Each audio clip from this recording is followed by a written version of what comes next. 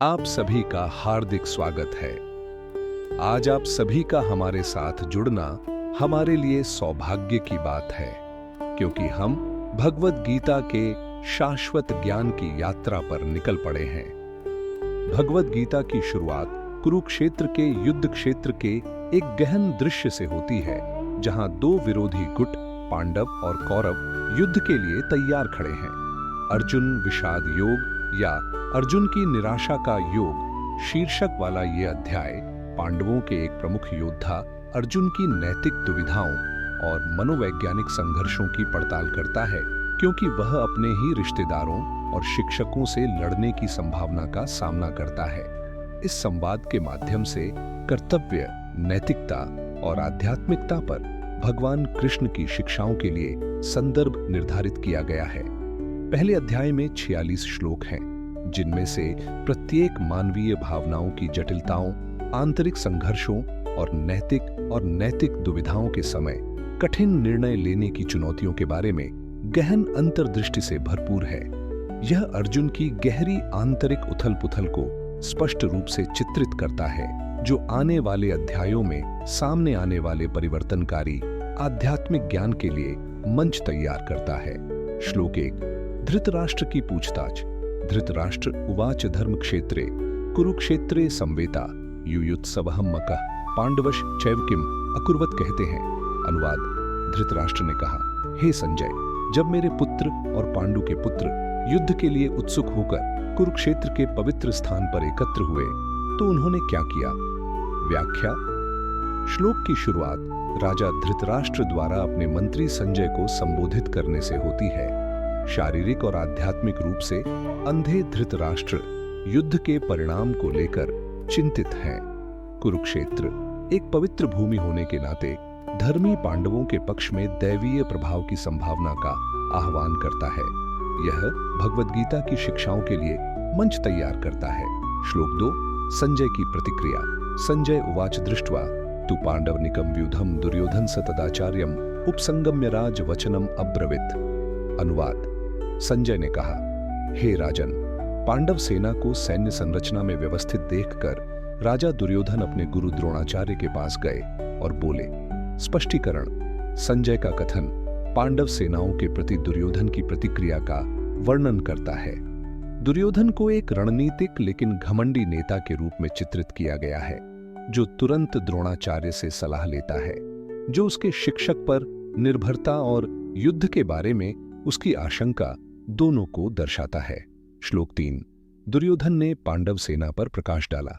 पश्यैतम पांडुपुत्राण्माचार्य महतिम चामुमव्यूधाम द्रुपद पुत्रेणत्व शिष्येण धीमता।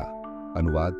हे मेरे गुरु, पांडु के पुत्रों की विशाल सेना को देखो, जो आपके बुद्धिमान शिष्य द्रुपद के पुत्र द्वारा इतनी कुशलता से व्यवस्थित की गई है। स्पष्टीकरण।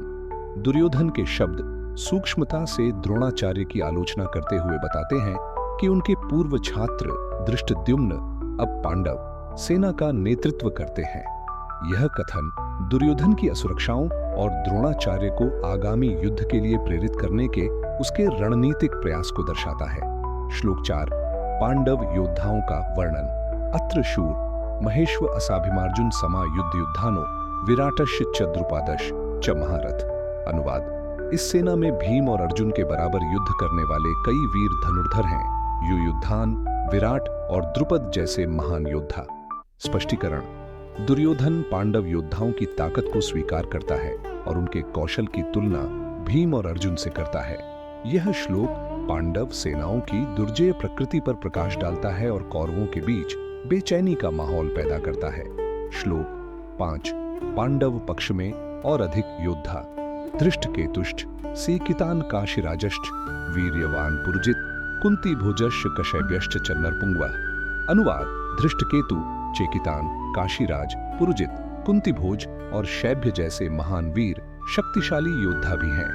स्पष्टीकरण। दुर्योधन पांडवों का समर्थन करने वाले प्रतिष्ठित योद्धाओं की गिनती जारी रखता है। प्रत्येक नाम साहस और कौशल को दर्शाता है, विपक्ष के प्रति सम्मान की भावना पैदा करता है। श्लोक 6। पांडव सेना का अधिक विवरण। युद्धामन्युष च विक्रांतोत्तमोजश च वीर्यवंसो भद्रो द्रौपदेयस का सर्व एव महारथ। अनुवाद शक्तिशाली युद्धामन्यु अत्यंत शक्तिशाली उत्तमोजा सुभद्रा के पुत्र और द्रौपदी के पुत्र हैं। ये सभी योद्धा महारथी हैं। स्पष्टीकरण, यह श्लोक पांडव सेनाओं की ताकत और वीरता पर विस्तार करता है, उनकी रणनीतिक ताकत और कुशल योद्धाओं के समर्थन पर जोर देता है। श्लोक 7 उल्लेखनीय कौरव योद्धा अस्माकं तु विशिष्टा येताम निबोध द्विजोत्तम नायक मम सैन्यस्यासंझार्थम ताम ब्रवीमिते। अनुवाद, लेकिन आपकी जानकारी के लिए हे ब्राह्मण श्रेष्ठ, मैं आपको उन कप्तानों के बारे में बता दूं जो मेरी सैन्य शक्ति का नेतृत्व करने के लिए विशेष रूप से योग्य हैं। स्पष्टीकरण, दुर्योधन ने कौरव पक्ष के प्रमुख योद्धाओं को उजागर करने पर ध्यान केंद्रित किया। यह कविता उनकी सेनाओं में उनके आत्मविश्वास और उन्हें प्रेरित करने के उनके प्रयास को दर्शाती है। एम श्लोक 8 कौरवों के बीच नेता भवन भीष्मश्च कर्णश्च चक्रस्पश च समितिं जयहश्वत्थम विकर्णश्च कैसौमादत्तिस्तथैव च। अनुवाद, आप भीष्म, कर्ण, कृपा, अश्वत्थामा, विकर्ण और सोमदत्त के पुत्र जैसे व्यक्तित्व हैं जो युद्ध में हमेशा विजयी होते हैं। स्पष्टीकरण, दुर्योधन ने अपनी ओर से प्रमुख योद्धाओं की सूची बनाई है जिनमें भीष्म और कर्ण जैसे दिग्गज शामिल हैं जो अपनी संयुक्त शक्ति का प्रदर्शन करते हैं। यह कौरवों के भीतर मनोबल बढ़ाने का एक प्रयास है। श्लोक 9 अन्य कौरव योद्धा अन्य च बह शूरामदर्थे त्यक्त जीवितानाना शास्त्र प्रहरण सर्वे युद्ध विशारद। अनुवाद, ऐसे और भी कई नायक हैं जो मेरी खातिर अपनी जान देने को तैयार हैं। वे सभी विभिन्न प्रकार के हथियारों से सुसज्जित हैं और सभी सैन्य विज्ञान में अनुभवी हैं। स्पष्टीकरण, दुर्योधन अपने पक्ष के योद्धाओं के समर्पण और विशेषज्ञता पर जोर देता है। अपने जीवन का बलिदान देने की उनकी इच्छा को स्वीकार करके वह अपने सैनिकों के मनोबल को बढ़ाना और उनकी वफादारी और ताकत के बारे में खुद को आश्वस्त करना चाहता है। श्लोक 10 सेनाओं की ताकत अपर्याप्तम तद अस्माकं बलम भीष्मभिरक्षितम पर्याप्तम टीवी इदम एतेषां बलम भीमाभिरक्षितम। अनुवाद, हमारी शक्ति अपरिमेय है और हम भीष्म पितामह द्वारा पूरी तरह सुरक्षित हैं, जबकि भीम द्वारा सावधानी पूर्वक संरक्षित पांडवों की शक्ति सीमित है। स्पष्टीकरण, दुर्योधन दोनों पक्षों की शक्तियों की तुलना करता है, जबकि वह भीष्म के बेजोड़ नेतृत्व और सुरक्षा की प्रशंसा करता है। वह खुद को और अपने सहयोगियों को आश्वस्त करने का प्रयास करते हुए भीम के आदेश के तहत पांडव की ताकत को कम आंकता है।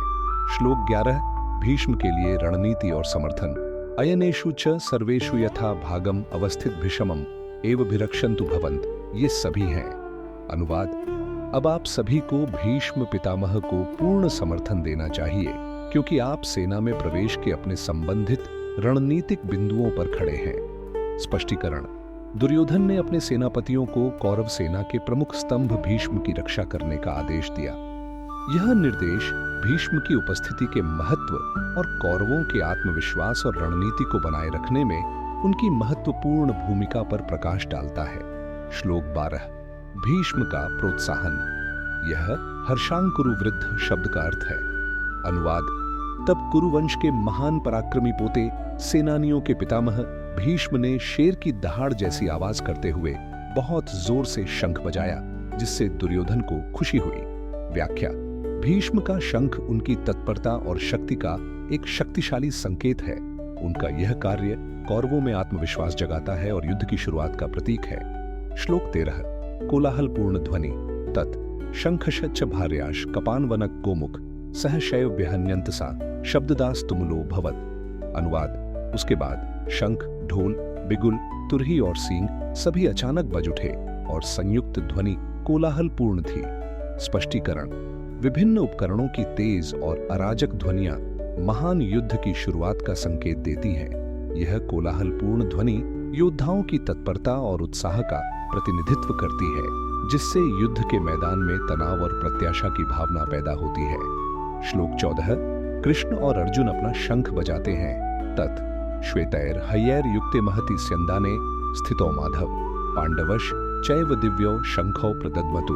अनुवाद, दूसरी ओर भगवान कृष्ण और अर्जुन दोनों सफेद घोड़ों द्वारा खींचे जाने वाले विशाल रथ पर खड़े होकर अपने दिव्य शंख बजा रहे थे। स्पष्टीकरण: कृष्ण, माधव और अर्जुन, पांडु के पुत्र, के दिव्य शंख पवित्रता, साहस और पांडवों के दिव्य समर्थन का प्रतीक है। सफेद घोड़ों द्वारा खींचा गया रथ दिव्यता और शुभता की कल्पना को जोड़ता है। श्लोक 15। शंखों के नाम: पांचजन्यम ऋषिकेशो देवदत्तम, धनम जय पौंड्रम दद्मौ महाशंख भीम कर्म वृकोदरः। अनुवाद: भगवान कृष्ण ने अपना शंख बजाया, जिसे पांचजन्य कहा जाता था। अर्जुन ने देवदत्त को उड़ा दिया और भीम, जो अत्यधिक खाने वाला और कठिन कार्य करने वाला था, ने अपना प्रचंड शंख बजाया, जिसे पौंड्र कहा जाता था। स्पष्टीकरण: शंखों का नामकरण एक व्यक्तिगत और वीरतापूर्ण आयाम जोड़ता है। ओ योद्धाओं, प्रत्येक शंख की एक कहानी और महत्व है, जो उसके धारक के अद्वितीय गुणों का प्रतिनिधित्व करता है। भगवद गीता के पहले अध्याय के माध्यम से इस यात्रा में आज हमारे साथ शामिल होने के लिए आपका बहुत बहुत धन्यवाद। आपके साथ पहले 15 श्लोकों का अन्वेषण करना और उनमें निहित कालातीत ज्ञान को उजागर करना एक खुशी की बात रही है। हम अगले सप्ताह गुरुवार को आपसे फिर से मिलने के लिए उत्सुक हैं, क्योंकि हम अध्याय 1 के दूसरे भाग के साथ आगे बढ़ रहे हैं। साथ में हम शेष श्लोकों और उनके गहन अर्थों में गहराई से उतरेंगे। तब तक अपना ख्याल रखें, प्रेरित रहें और गीता की शिक्षाएं आपके जीवन में स्पष्टता और शांति लाएं। धन्यवाद।